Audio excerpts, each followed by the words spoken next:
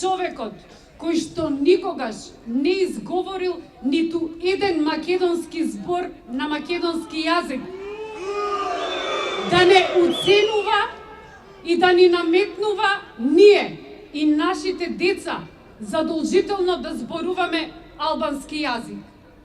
Освен со двојазичноста, се дрзнува да не уценува и со промена на името, знамето, грбот и химната. Но тоа ниту е прифатливо, ниту пак ќе го дозволиме ние. Нема да дозволиме да го изгубиме јазикот, идентитетот и државата.